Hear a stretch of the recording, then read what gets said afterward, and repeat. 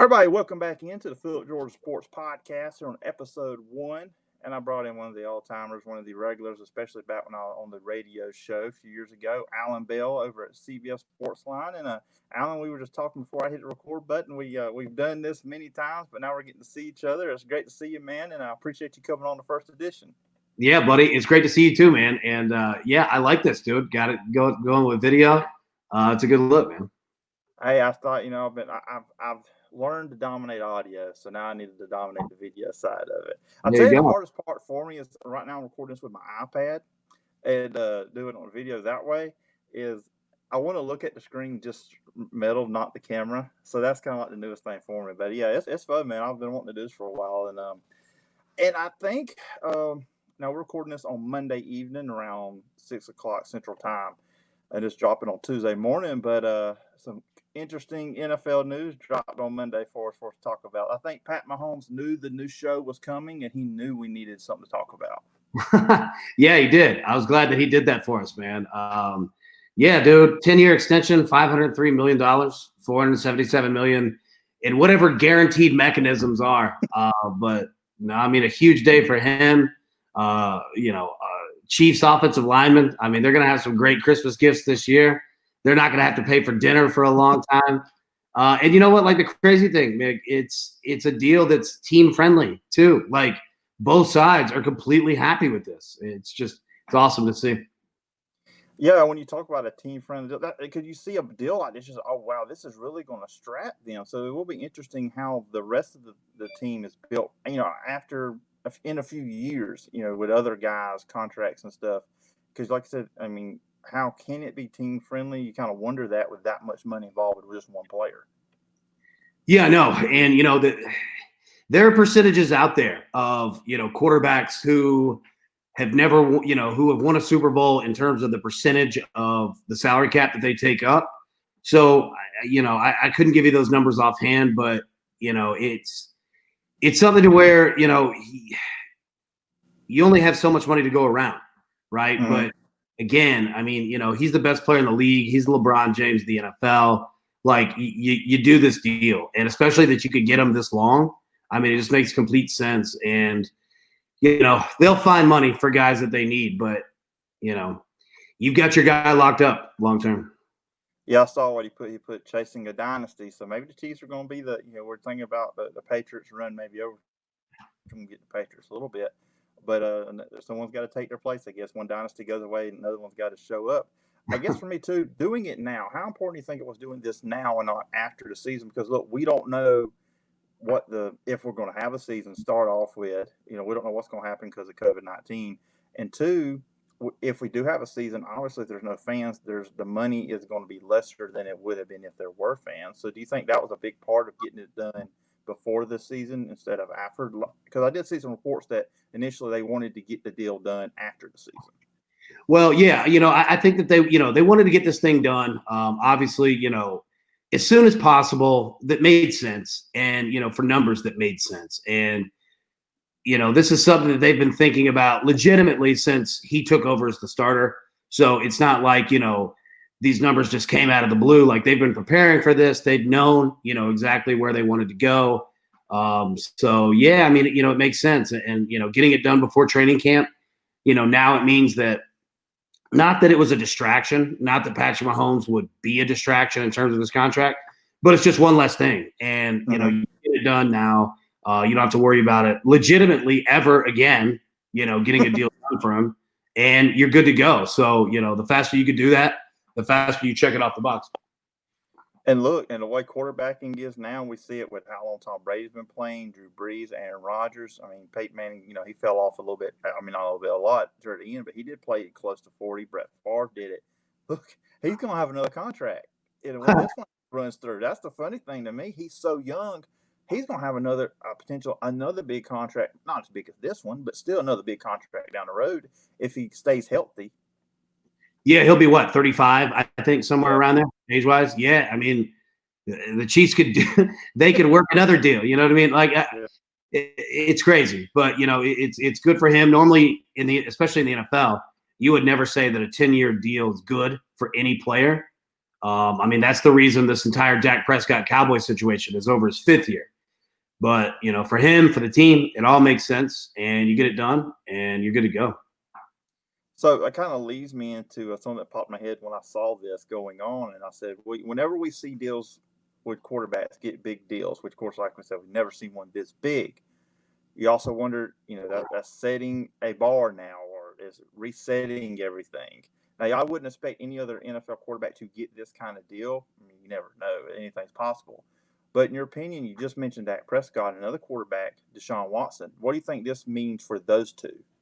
Well, we're not going to be looking at the duration of the contract for these guys. We're not going to be looking at the total number for these guys. But what it does is it changes the average, annual number, right? So I think Mahomes is sitting at what? I think it's 45 million now, somewhere around there.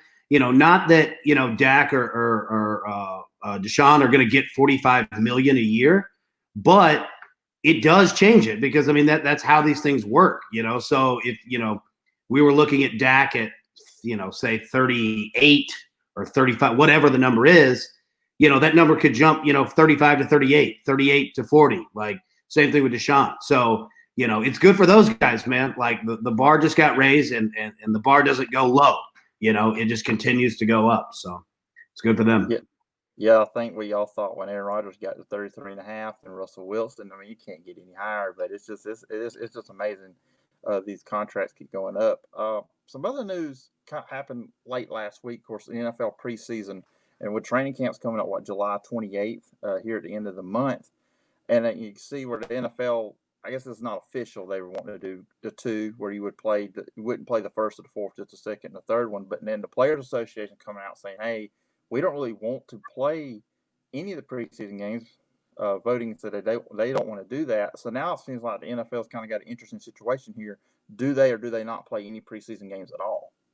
I think that they do. I think that it's going to, end up being 2. Again, you're right that the players voted, for 0. But you know what? I mean, they need them. The league needs,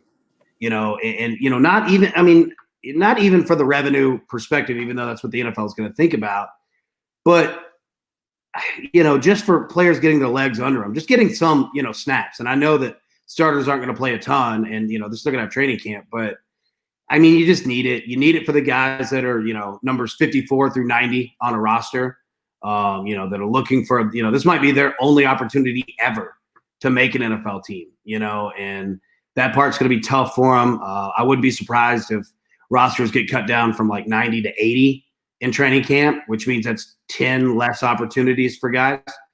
But my guess is 2.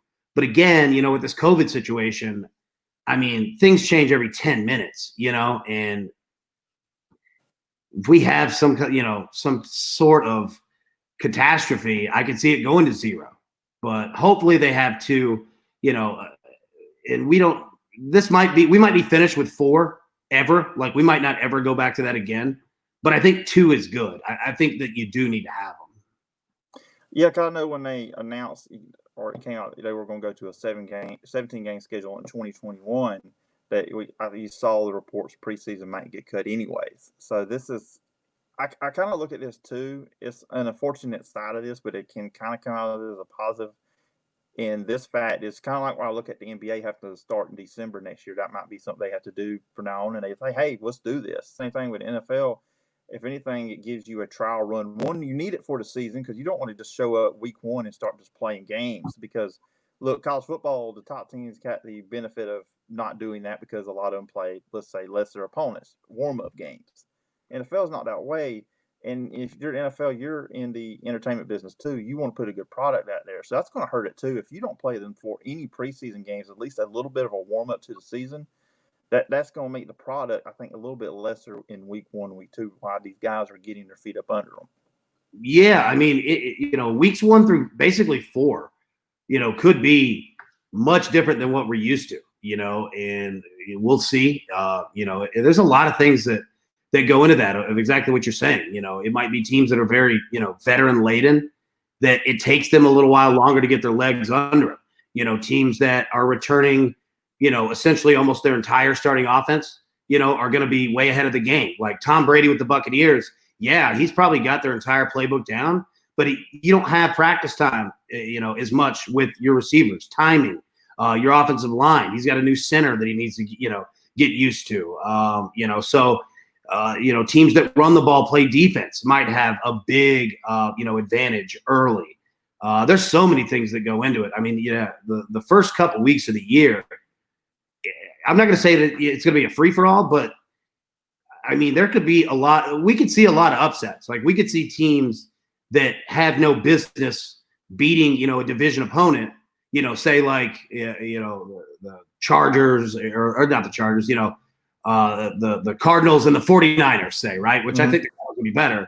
But, the Cardinals could come out, steal a win from the 49ers. And you never know. Like one division win can be the difference later on in the year, and we can see that across the board. So it could be wild, man. And then the fact is you got 7 playoff teams on both sides. So that also is another big thing about that, because you get an upset win early in the year because of that. That can set you up later in the year to get that 7th playoff spot. So it's intriguing how all this could be if we don't have the preseason.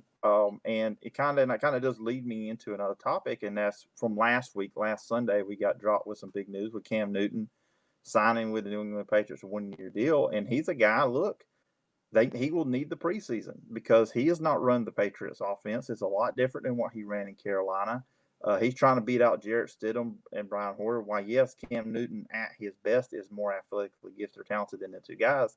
They've got a leg up. They know the offense. So, that would be Cam Newton is a situation where they need the preseason to kind of get him not just to learn the offense, get adjusted, like you said, with Tom Brady and his teammates. Cam Newton's got to learn his new teammates. Yeah, you're right. And that's a good point. Same thing with Phillip Rivers in Indianapolis, right? I mean, these guys are veterans. They'll understand, what they're doing. But, I mean, again, like you said, like you're going to have timing down. You're going to have so many things, that go into, just playing optimal football. And there's nothing you could do except get reps and have time to get it done. And I mean, yeah, you're right. Like it just takes time. So when that news dropped last week, how much of a shock were? It seemed like Cam Newton to New England has been whispered or talked about, but then we were going as long as we have into all season. Cam Newton was not signed by anybody, so it's like, okay, are they just going to roll with Jarrett Stidham? What was your initial reaction to when you saw the news over a week ago when the Patriots did sign Cam? Yeah, I mean, it made sense, right? I mean, we've talked about this all offseason. Just because you look at the supply and demand of quarterbacks in the NFL, that, we're really at an odd time where supply is larger than demand. So there's really only been 2 teams that had a possible opening for a starting quarterback, and that was New England and Jacksonville. So if he were going to go be a starter, that, he was kind of limited to those 2 teams. It really just depended on what his price was going to be, because New England didn't have much money in terms of cap space to spend. But Cam said, all right, it's not about the money. I could go have a great year and sign a brand new deal next year, which he can absolutely do. It wasn't a big surprise per se, but it's still a surprise that it actually got done and that they did it.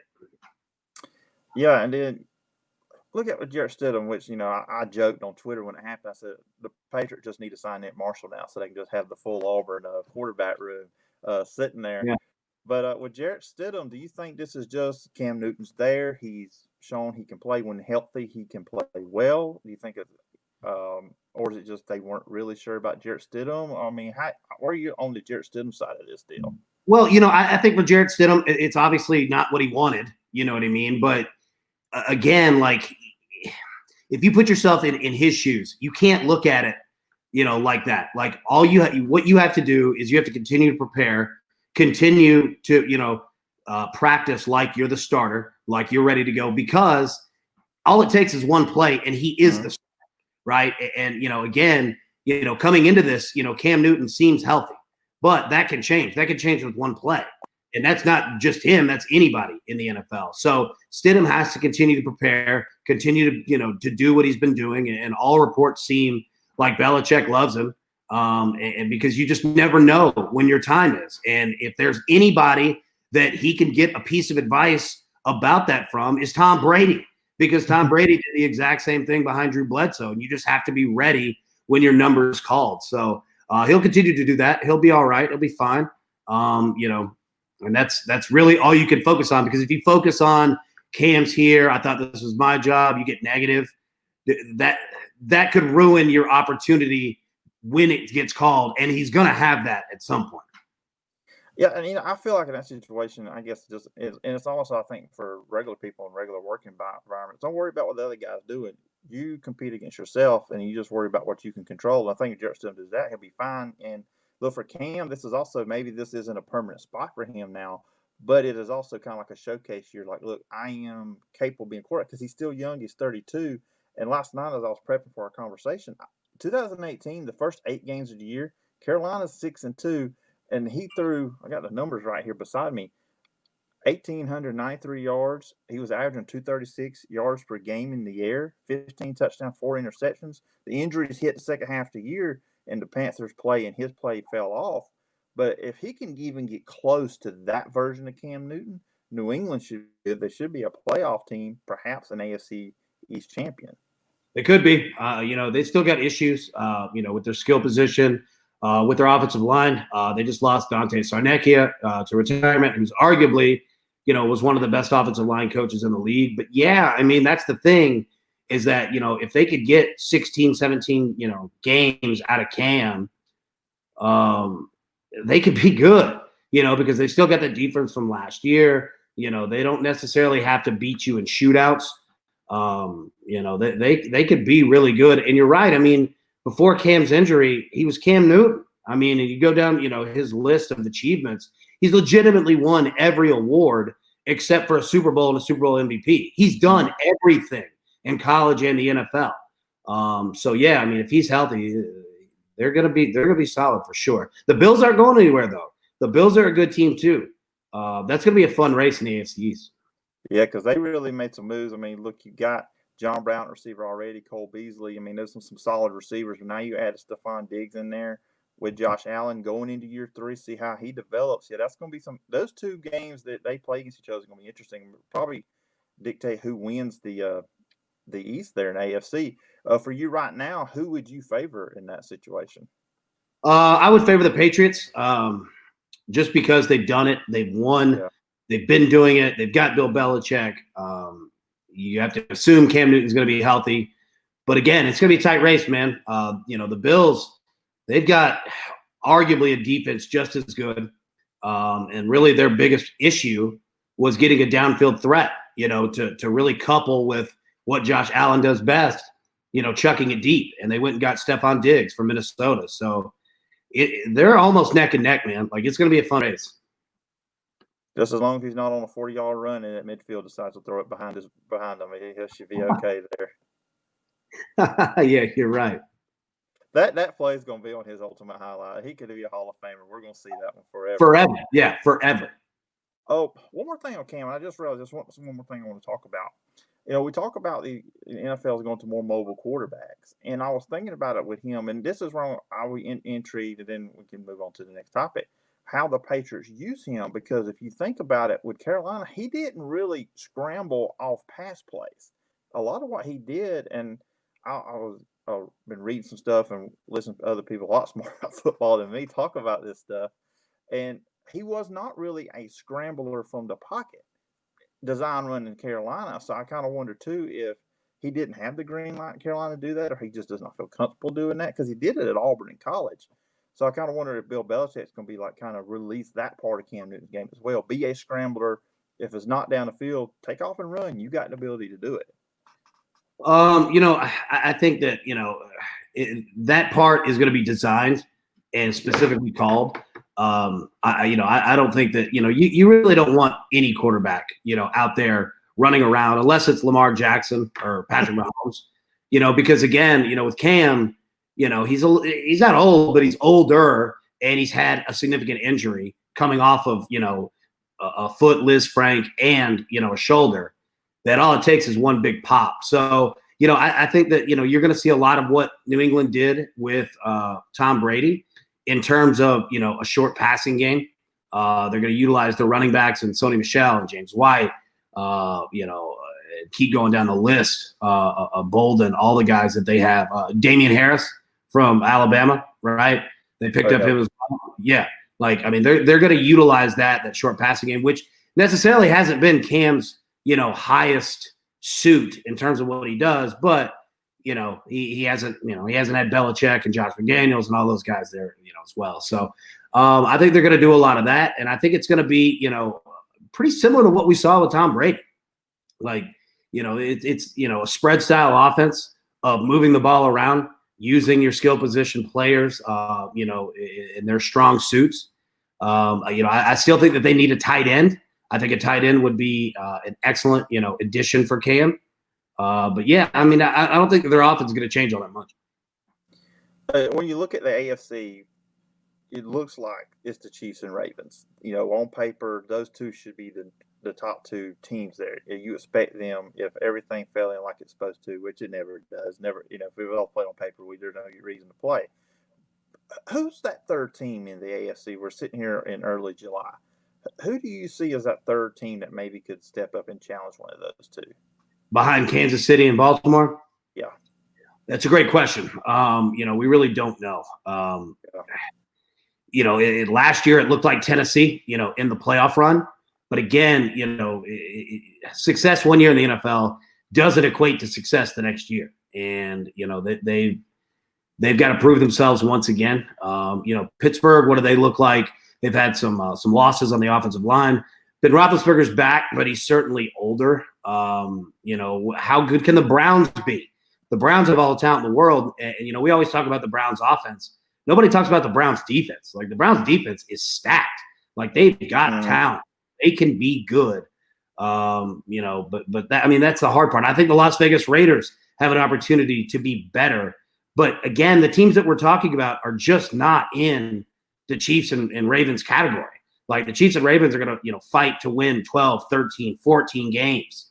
I don't think we're going to see that from any other AFC team. I think when we get to the end, it's going to be those two and a significant drop off, but in the playoffs, as we've seen, that doesn't matter. Like, look at what we saw from Tennessee last year.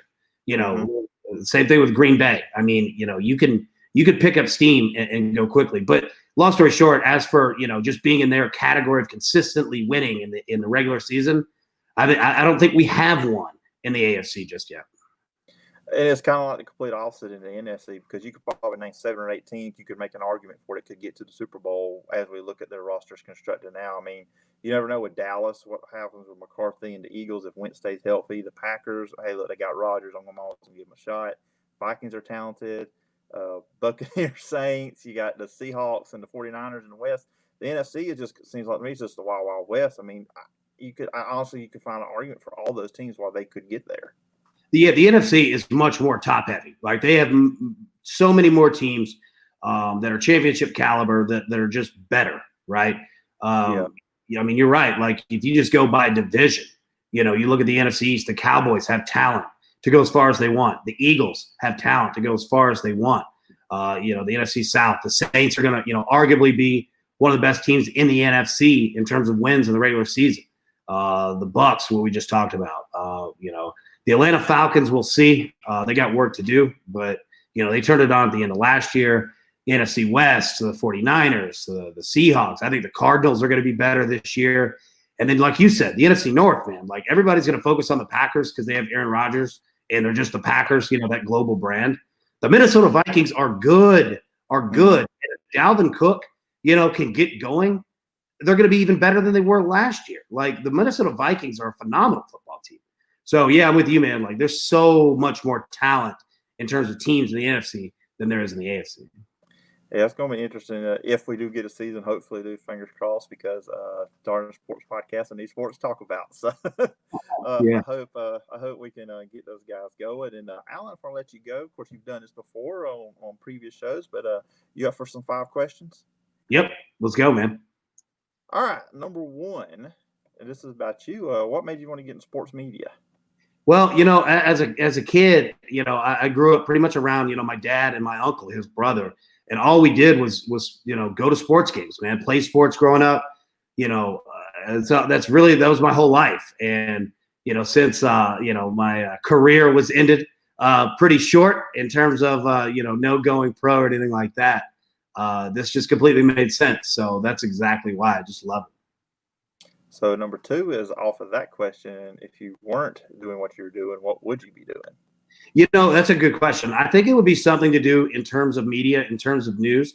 I enjoy the hunt for news. I enjoy, talking to people about, anything. Like could be, weather related in terms of storms, that have been going on.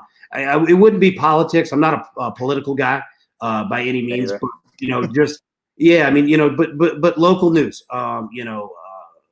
Crime. I mean, anything that you name it. I think it would be something media related because I love the aspect, especially when breaking news hits. That rush that you get.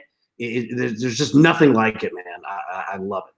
Hey, I felt it today. I thought I was gonna get in trouble at work for keep getting on my phone trying to figure out what's going on with Mahomes and all that stuff. So I said 100% what you mean by there. That instant curiosity. What is the news? What's going on? Yeah. Number 3, these next 2 will be football related. Number 3, who has a better shot at getting another Super Bowl? Ben Roethlisberger or Aaron Rodgers? Ooh, great question. Ooh. I'll bring the heat. Yeah, I'm going to say Aaron Rodgers just because he has more time than Ben Roethlisberger. The Packers are still going to be a good team this year and continue to build. I don't know if he finishes his career in Green Bay, but yeah, I mean, I'm going to say Aaron Rodgers just because he's got more time, and that guy he's just unbelievable. Not that Ben isn't, but Aaron Rodgers wins a lot of games because he's Aaron Rodgers. So yeah, I'm gonna say him. All right, number 4. And this is going to be interesting. Has a caveat to it. If you had to win one football game, you could pick one quarterback, but you could not pick one that has won a Super Bowl. Current player. As a quarterback? Yes. Ooh, that is an excellent, excellent question. Man, Dak Prescott. I'd go with Dak Prescott. That'd be my guy. I think out of the list, of guys who haven't won, he's probably at the top. Kyler Murray is there for me as well. And I know, obviously, everybody's going to say Lamar Jackson, and I'm not. Trust me, I'm a huge Lamar Jackson guy. I'm not saying that this isn't anything that he can do, but Dak Prescott and probably Kyler Murray afterward, because I think in the next 2 years we're going to be talking about Kyler Murray a lot. Yeah, I usually don't answer the questions I ask the guests, but I will give mine on this one. Phillip Rivers. I love Phillip Rivers, man. Like I'd love to see him get one. Like, I mean, that's a guy who's given everything he's got in the game and gotten really close. I like him. I like him personally. I like everything about him. Yeah, I'd love to see it. And the final one, this is a Nashville-related question. So if any of the listeners or the viewers were to visit Nashville, what is like the one must thing they should see, they should do? What should they do when they first get to Nashville? Yeah, that's another good question. So, you're going to have, obviously, Broadway with bars, and music, things like that. I think the Ryman Auditorium would be the answer for everybody, to go see a concert there. But, I'll say this. If I'm going to take that one out because it's such a popular play, Peg Leg Porker Barbecue in Nashville is the spot to go. And it's a small little building in an area called the Gulch. It's some of the best barbecue you'll ever have in your life. And it's just a phenomenal place with great people. It's really cool how they built the place out. Yeah, I'm going to say that if I can't say the Ryman, but it's the Ryman Auditorium. Like it's the mother church of country music. Like you would enjoy seeing a concert there of anyone. I've seen Boyz II Men there. It was phenomenal. Oh, really? Yeah, phenomenal. Like anybody that goes in there, it's just fantastic. So yeah. Okay, everybody. So hey, I'm helping plan people's vacations here on the podcast too. If you go to Nashville, you can this. We're not covering the sports fan, covering the travel people too. You just got to stay toward the end of the show. There you go. Anyways, I do appreciate you coming on here on the first one I've done on video, the first official edition of the Phillip Jordan Sports Podcast. I do appreciate you taking the time We're going to talk the NFL. If the listeners and the viewers want to follow you online, where can they find you? Yeah, you can follow me on Twitter at AllanBell247. But yeah, Sportsline.com, the place to go. We're breaking everything down of leagues, games, teams returning. We're about to hit an awesome fall of sports. Come check us out at Sportsline.com. Absolutely, absolutely. And once again, Allan, I appreciate the time. Look forward to talking to you again sometime down the road. Look forward to it, buddy. Thank you so much, man.